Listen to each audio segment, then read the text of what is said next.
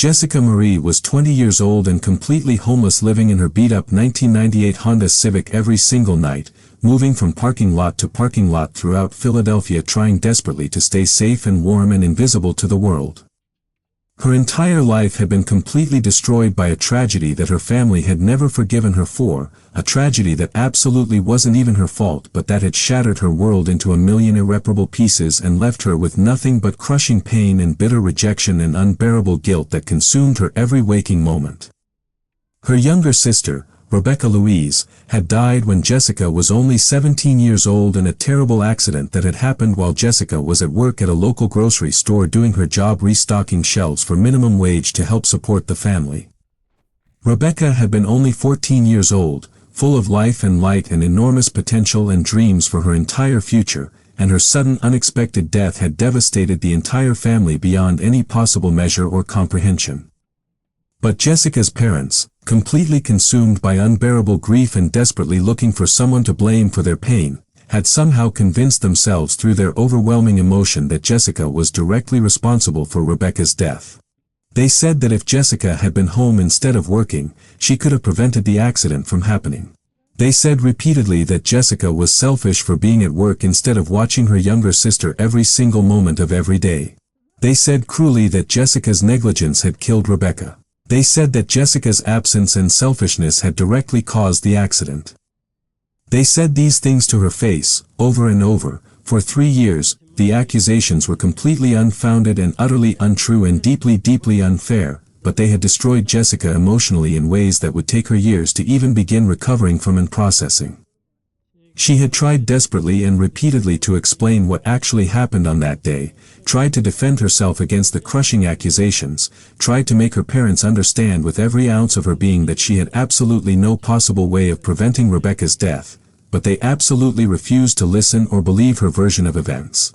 They wouldn't hear her explanations or her tears or her pleas. They wouldn't consider her perspective or her pain.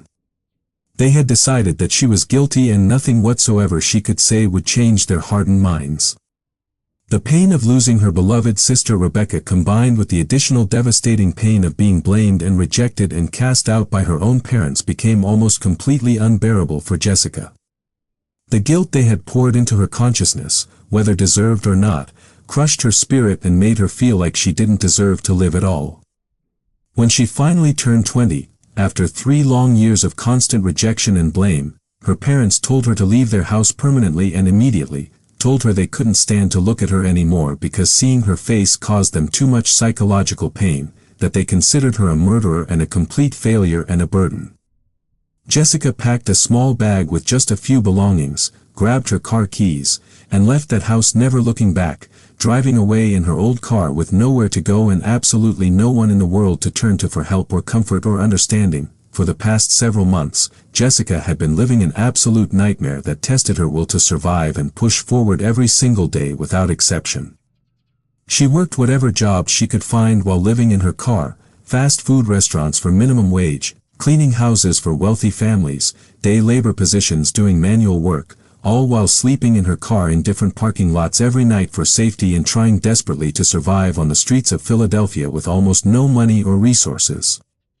She was cold most nights, shivering under thin blankets and newspapers, scared constantly that someone would discover her or that something terrible would happen to her while she slept, and completely isolated, alone with her overwhelming grief and her family's cruel rejection and the guilt that consumed her every thought.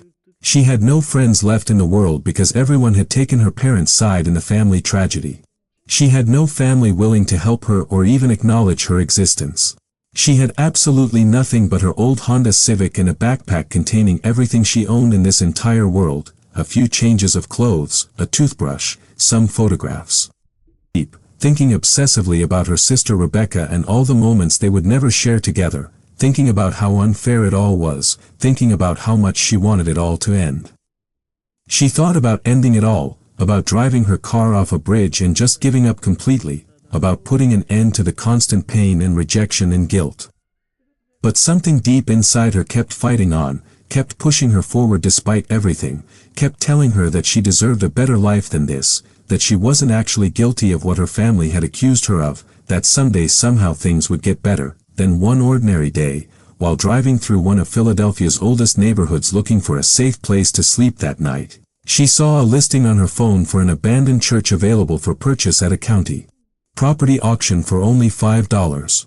The church, officially called St. Augustine's Historical Chapel, had been built in 1812 and was officially designated a historical landmark by the city government, but it had been completely abandoned for decades as the original congregation dwindled slowly over years and eventually disappeared completely when the neighborhood changed and families moved away. The city government wanted desperately to get rid of the property, wanted to clear the land and move forward with modern development, and they were willing to practically give it away to anyone willing to take legal responsibility for it and deal with it. Jessica read the listing multiple times that night, reading every single word carefully, wondering if it was even real, wondering if this was somehow fate or divine intervention telling her that things were about to change dramatically for her. She had exactly $5.30 to her name after working multiple difficult jobs and saving every single penny she could spare from her meager earnings. She made the decision that would ultimately change her entire life trajectory forever. She used her $5 to officially buy the abandoned church at the county auction, signing the paperwork with hands that shook from overwhelming emotion and disbelief. 2 weeks later, she received the official deed in the mail, delivered to a P.O. box she had rented specifically for this important purpose. The abandoned St. Augustine's Church in Philadelphia was now officially and legally hers to own and control. She couldn't believe it was actually real. For the very first time in her life, she owned something real and substantial. She owned a building. She owned a piece of Philadelphia's history. She owned something that no one could take away from her, no one could reject her over, no one could make her feel guilty about. She spent the next several days and nights obsessively researching the church's complete and detailed history using library resources and the internet, learning about the religious congregation that had worshipped there for over 120 years before gradually disappearing as families moved away and the neighborhood changed. She learned about the architectural details and the original builders and the various pastors and priests who had led the church through its long and complex history. She learned about the families who had been married there, the children who had been baptized there, the funerals that had been held there.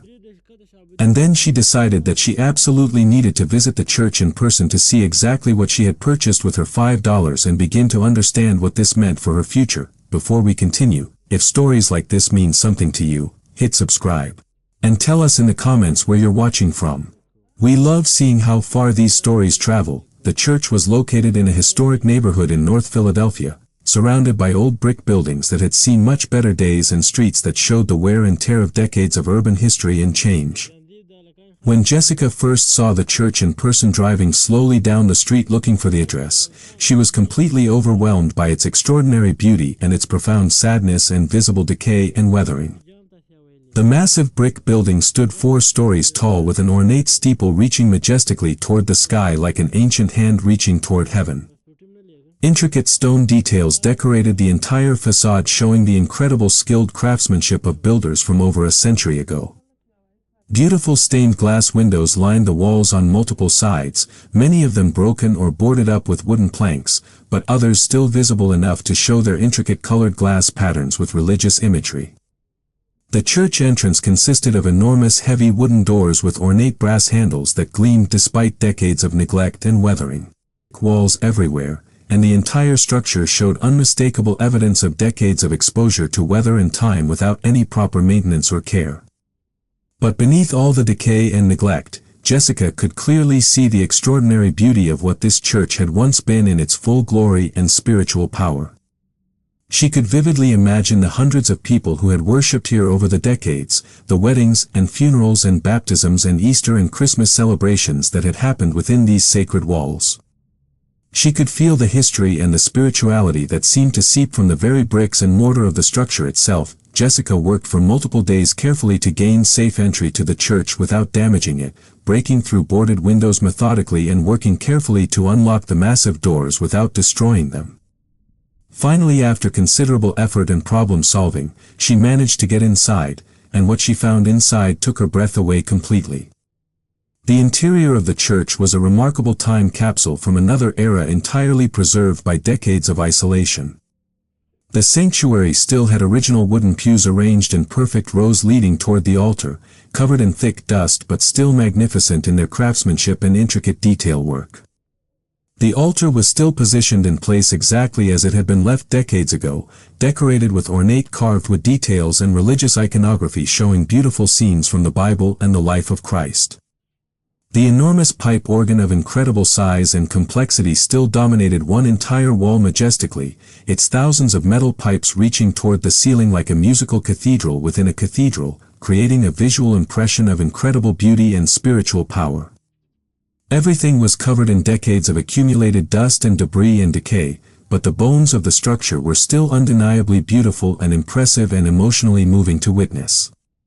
Jessica walked slowly through the sanctuary with reverent care, running her fingers along the wooden pews, feeling profoundly connected to the hundreds of people who had sat in these exact seats throughout the church's long history praying and seeking spiritual connection. But when Jessica explored deeper into the church, into the basement levels and the rooms hidden behind the altar area, she began to discover the real treasures that the church had contained and preserved within its walls.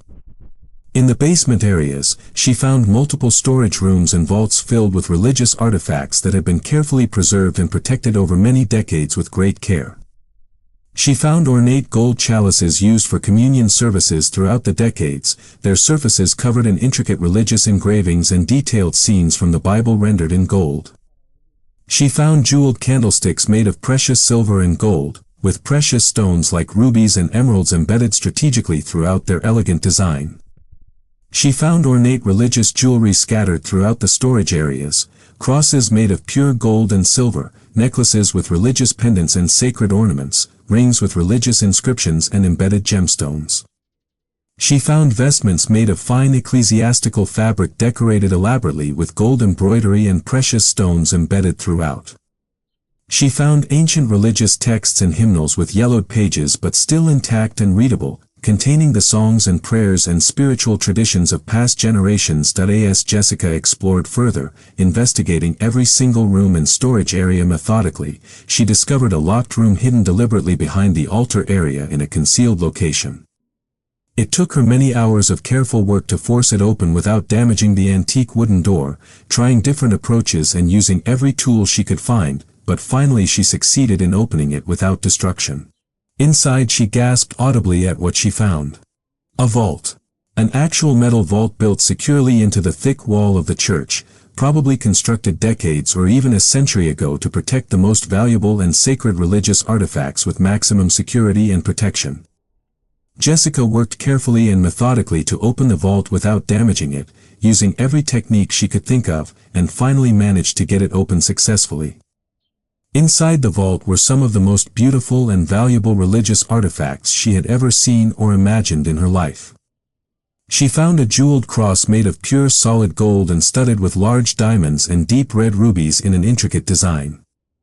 She found ornate bishop's rings made of solid gold and set with precious stones of immense value.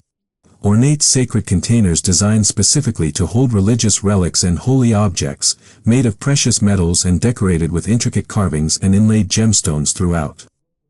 She found an absolutely stunning collection of religious jewelry that must have belonged to various priests and church officials over the centuries of the church's long operation and spiritual mission.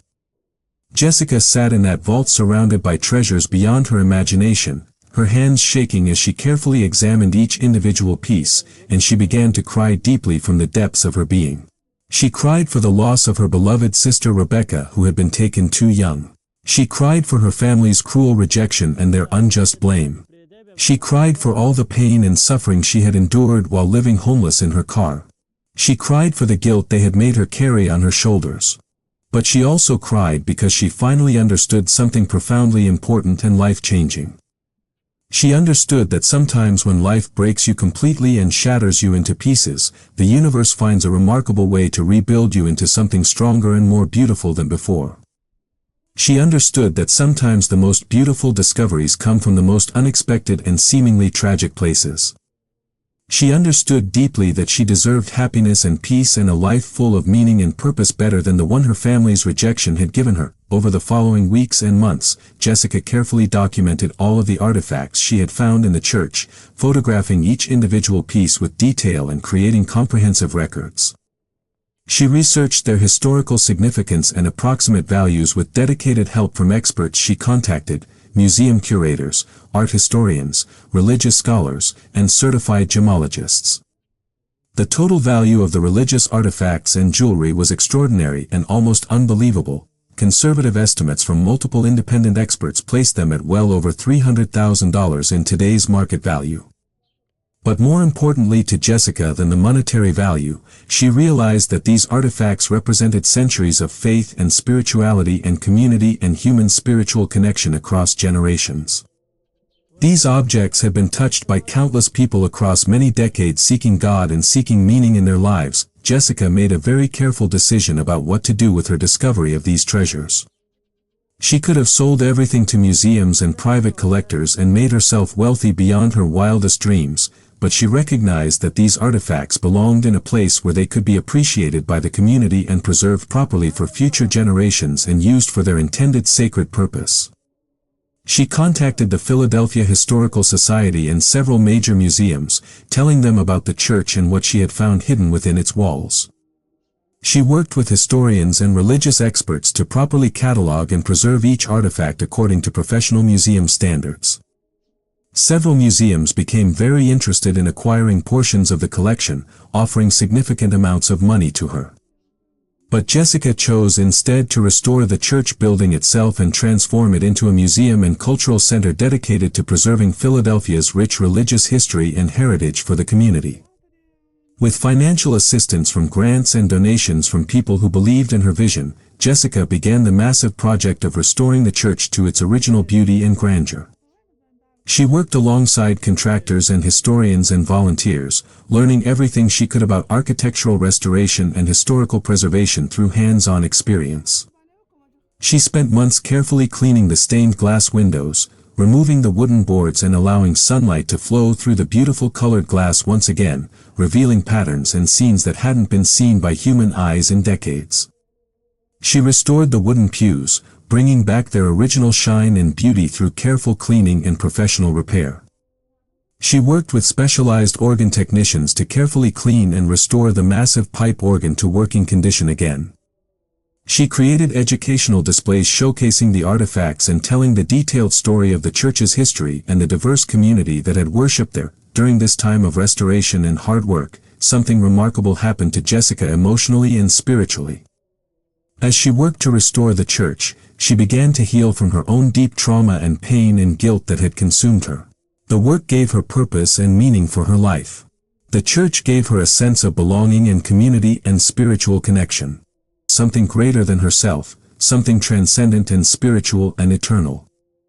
She began to understand that her sister's death, while tragic and deeply painful, didn't define her entire identity or determine her entire future.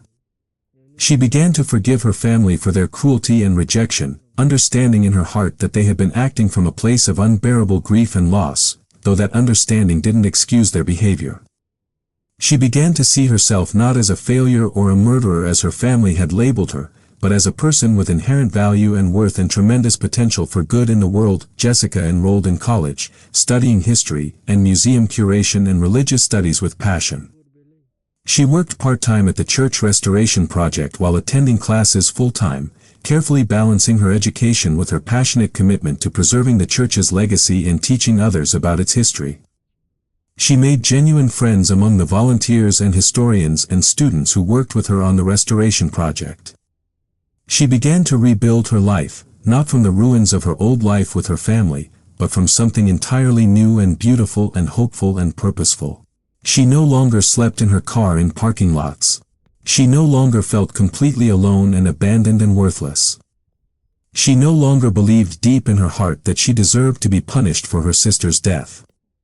She found peace with herself and with her past and with her future. Today, Jessica is 25 years old and thriving in her life and career. She lives in a modest apartment near the church that she restored with her own hands and dedication. She serves as the director of the Philadelphia Religious Heritage Museum, which is housed in the beautifully restored St. Augustine's Church building. She works daily with historians, graduate students, and community members to preserve and share the stories of Philadelphia's diverse religious communities and heritage. She has published academic papers on religious artifacts and historical preservation in peer-reviewed journals. She has become a recognized expert in her field, respected and admired by colleagues and scholars throughout the region and beyond, but more importantly than her professional accomplishments, Jessica has found profound peace in her life and in her heart. She has found purpose and meaning that sustains her. She has found a way to honor her sister Rebecca's memory by dedicating her life to preserving history and community and spirituality and human connection. Every single day when she walks through the doors of the church that she bought for $5 when she was homeless and broken and alone and blamed and rejected, she is reminded of how far she has traveled on her journey. She is reminded that sometimes the most broken and dark moments of our lives can lead to the most beautiful and transformative experiences and opportunities. She is reminded that we are capable of extraordinary things when we refuse to give up despite overwhelming circumstances and pain. Jessica Marie bought an abandoned church for $5 when she was homeless and broken and alone and blamed and rejected by her own family. But what she found inside wasn't just religious artifacts and jewelry worth hundreds of thousands of dollars. She found her purpose and her calling in life. She found her healing from trauma and grief and guilt. She found proof that sometimes the greatest treasures are the ones that teach us about ourselves and our incredible capacity to overcome tragedy and build something genuinely beautiful and meaningful from the ruins of our broken lives. If you believe that our darkest moments can become the doorway to our greatest transformations and our most important life's work and our deepest purpose, subscribe to this channel.